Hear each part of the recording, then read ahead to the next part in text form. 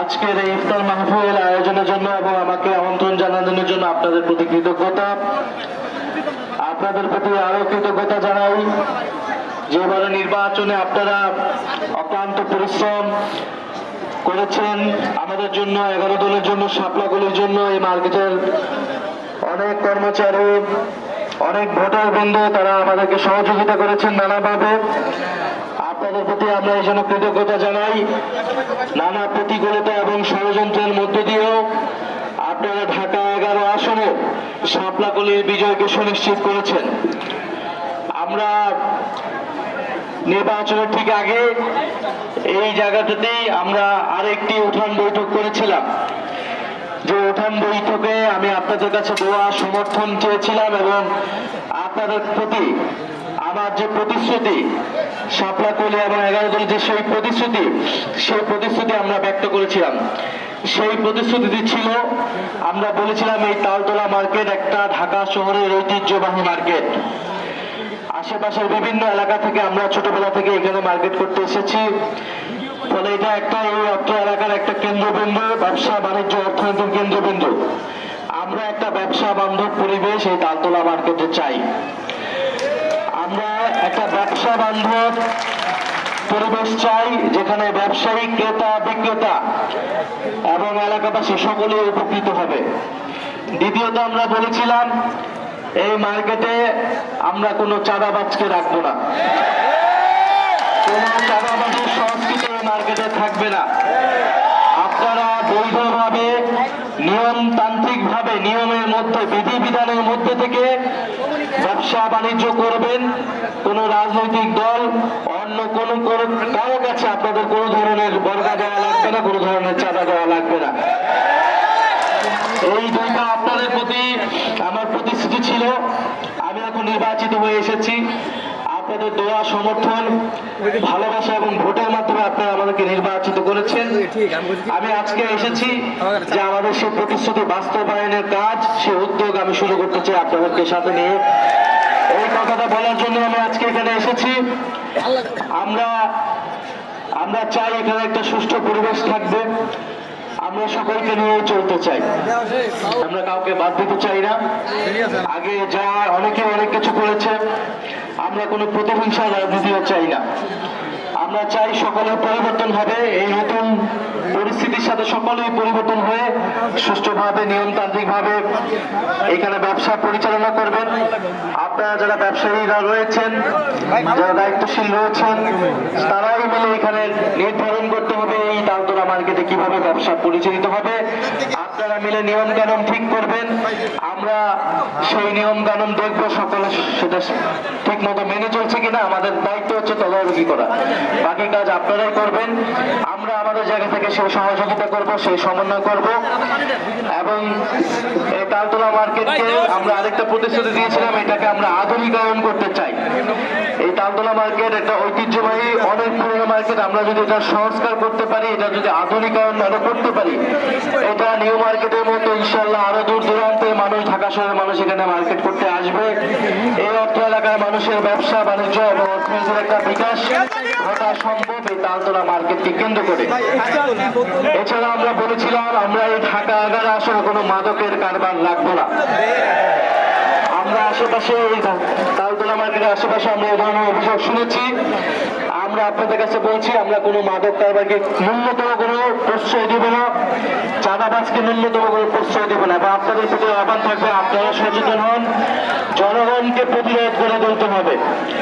আপনারা ঐক্যবদ্ধভাবে প্রতিরোধ করবেন যদি আপনাদের কাছে কেউ অনৈতিক, অসাধুভাবে আপনাদের কাছে চাঁদা নিতে আসে, কোন ধরনের অনৈতিক সুবিধা চায়, ইভেন এটা যদি আমাদের নাম করে হয়, তারপরে আপনারা তাদেরকে প্রতিরোধ করবেন। আমাদের কথা খুব স্পষ্ট, এবং পুলিশ প্রশাসন যাতে আপনাদের প্রতি সহায়ক হয়, আমরা সে ধরনের নির্দেশনা দিব।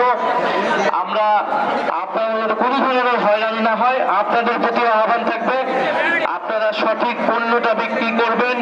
এখানে খাবার দাবারে যাতে ভেজাল না পাওয়া যায়, সুস্থ পরিবেশে স্বাস্থ্যকর খাবার যাতে বিক্রি হয়, ক্রেতারা যাতে সুলভ মূল্যে, একটু সুলভ মূল্যে এখানে আসতে পারে, তার পণ্য সম্মুখীন কিন্তু পারে, আপনারা সেই ধরনের ব্যবস্থা নেবেন এবং আপনাদের দীর্ঘদিনের এখানে যে ধরনের সমস্যাগুলো রয়েছে আমরা আপনাদের সাথে বসে আলাপ আলোচনার মাধ্যমে আমরা এটার একটা সুষ্ঠু সমাধান করব। আমরা সেই সমাধানটাই করব যেটাতে আপনারা উপকৃত হবেন, ব্যবসায়ী সমাজ উপকৃত হবে।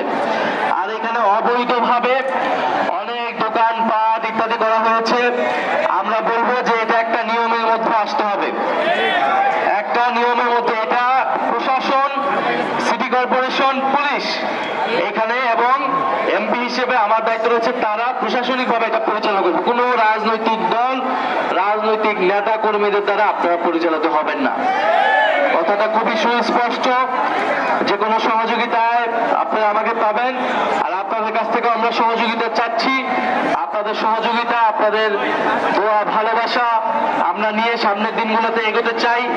এই ঢাকা 11 আসনে আমরা মানুষের যাতে জীবন, তার মানটা আরেকটু উন্নয়ন হয়, তারা যাতে একটু ভালো পরিবেশে বসবাস করতে পারে, শিক্ষা, স্বাস্থ্য, কর্মসংস্থান, রাস্তাঘাট, এই নাগরিক সুবিধাগুলো যাতে নিশ্চিত হয়, এইটা আমরা নিশ্চিত করতে চাই। আর জাতীয়ভাবে আপনারা সংস্কারের পক্ষে থাকবেন, বিচারের পক্ষে থাকবেন। আমরা হয়তো বিরোধী দলের ভূমিকায় আছি, কিন্তু জাতীয় সংসদে আমরা কিন্তু আপনার কথাটাই বলতে সেখানে থাকবো, জনগণের পক্ষে কথা বলতে থাকবো, সংস্কারের পক্ষে এবং বিচারের পক্ষে আমরা সেখানে কথা বলবো। শরীফ ওসমান হাদি হত্যার বিচার নিশ্চিতের জন্য আমরা সেখানে কথা বলবো। জুলাই গণহত্যার বিচার নিশ্চিতের জন্য আমরা কথা বলবো। আপনারা সবাই গণভোটে ভোট দিচ্ছেন না? আপনারা কি ভোট দিচ্ছেন? হা ভোট দিচ্ছেন। আমরা সবাই হা ভোট দিচ্ছি। হা ভোট দেওয়ার মানে হচ্ছে এই জাতীয় সংসদ সংস্কার পরিষদ হিসেবে কাজ করবে, কিন্তু একটা দল সংস্কার পরিষদ হিসেবে তারা শপথ নেয় নাই। ফলে আমরা আহ্বান জানাবো, সরকারি দল তারা সংস্কার পরিষদের জন্য শপথ নিবে, সংসদের সংস্কার হবে, সংবিধানের সংস্কার হবে, দুর্নীতি বন্ধ হবে। কিন্তু আমরা এখনো দেখছি কেন্দ্রীয় ব্যাংক, বাংলাদেশ ব্যাংক দখল করে নেওয়ার চেষ্টা হচ্ছে। সেখানে গভর্নরকে জোর করে সরিয়ে নতুন একজন ইনকিলাবি এবং ব্যবসায়ীকে বসানো হয়েছে। আমরা বলবো, বাংলাদেশে আমরা কোনো অস্থিতিশীলতা চাই না। যদি আন্দোলন রাজপথে গড়ায়, তাহলে কিন্তু রাজপথে সমাধান হবে। রাজপথের জন্য আমাদের প্রস্তুতি আছে কি নাই? রাজপথের জন্য আমাদের প্রস্তুতি আছে, কিন্তু আমরা রাজপথে যেতে চাই না। আমরা আলাপ আলোচনার মাধ্যমে সংসদে বসে আমরা সুষ্ঠু সমাধান চাই। আমরা সেই পথে আগাবো।